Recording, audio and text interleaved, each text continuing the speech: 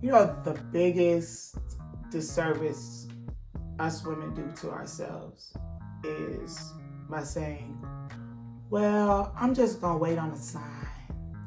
I'm just going to wait for this. I'm just going to wait for that. And that is the biggest disservice that we do to ourselves, to our lives, to the quality of our life, is by sitting back and waiting. Sis, get up, get in motion. Don't wait on that miracle. We got to get in motion, because when we get in motion, then things start to happen. So let's get into it. Tips from the baby. Hi guys, it's your girl A.D.D.I.E Sophie coming at you with tip number 9. Get in motion. Don't wait on miracles to happen. So let's talk about getting in motion.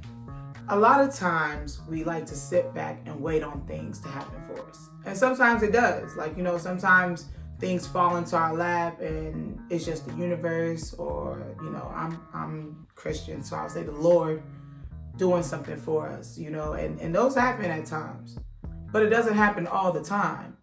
Some of us have ambitious goals. Some of us have, you know, things that we want to get out of a life. And a lot of us have similar types of aspirations. We have to get into motion.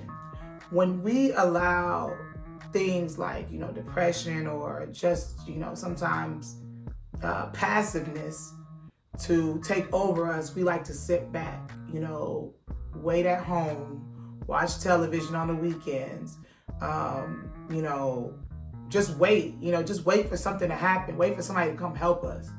That's not coming in a lot of situations.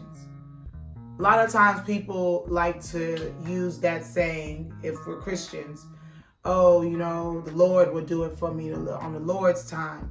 But if we go biblical for 1 second, the Lord said, knock, and the door will open. You have to knock. You got to get into motion. Even the Lord says, do something first, and then something will happen. Now, I'm not going to go too much in preaching because, you know, that's not my area. But that's a point that I want to make, that I want to call out here, is that we have to get into motion. We have to start to do things. If you know that you want to be married by next year, which a lot of us do, right?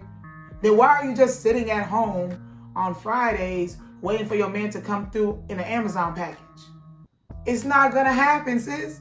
You got to get into motion. And that doesn't mean going to the clubs. Because a lot of times you find your man in the club, that's when you're going to find him the next week when y'all in that relationship. But why you not on dating sites? Why you not finding clubs and networking events to be at?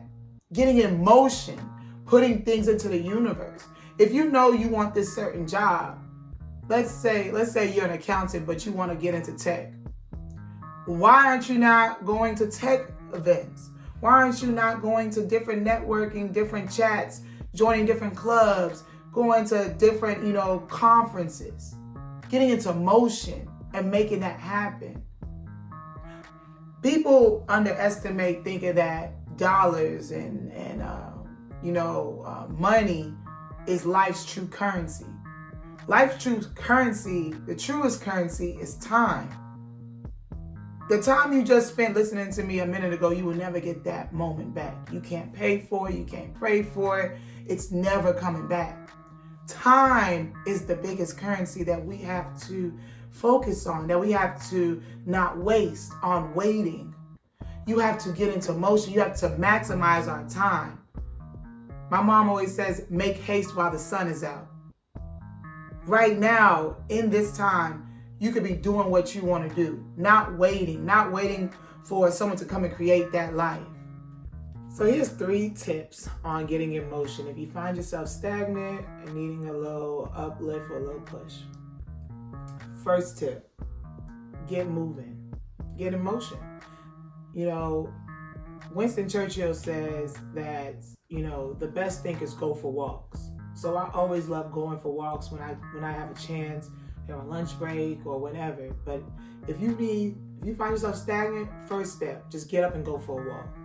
You'll find your mind start moving as you seeing things, and things are getting activated by visuals, by seeing the trees, the birds, by seeing movement around you. You'll start to see your mind start to declutter and things of that nature. Number 2, remove the naysayers. Naysayers will always try to tell you what you can't do.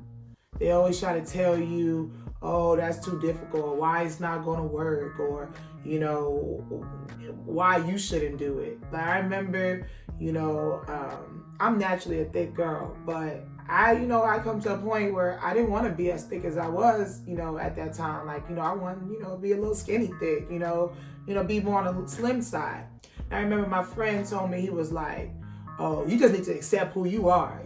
That's what you always going to be. You always going to be this size. And, I decided not to take that. I decided not to listen to him. He was a naysayer. And guess what? Your girl is 40 pounds down, period. Since that time when he told me that I should just accept my body size, my body composition. Naysayers will always try to put their limitations on you and us that are moving forward. So do your best to eliminate those type of people. I'm not saying kick them out, just go cold turkey, but, start to call them less. Start to, try to pull back the interaction with them less and less as time goes on. If you call them 5 times a week, start calling them 3 times a week, then 2 times a week, until you really don't talk to them really that much at all.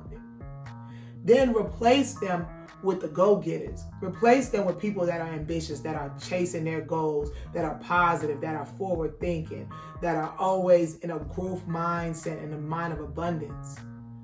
You'll start to see how their thoughts and their visions and the way that their habits, their high-performing habits, will start to come on you. And you'll be always, empowered and motivated by being around those type of people.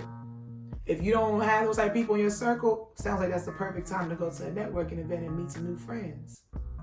Number 3, get a board of advisors. 3 to 4 people that have achieved some level of success in their life that you can use as a soundboard for your own visions and goals.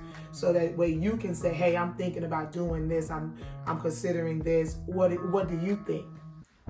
Please go and find people that are successful. Ones that they have not achieved anything. They should not be in a board of advisors. You don't need any advice from them. Even themselves, they're the ones who need advice. So find the people that have achieved some level of success.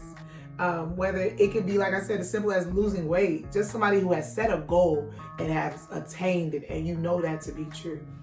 Add them to your board of advisors, and those are the only people that you share your truest visions and goals with. Everybody else, don't go around telling everybody, because that's where you start to meet more naysayers than you even knew was out there.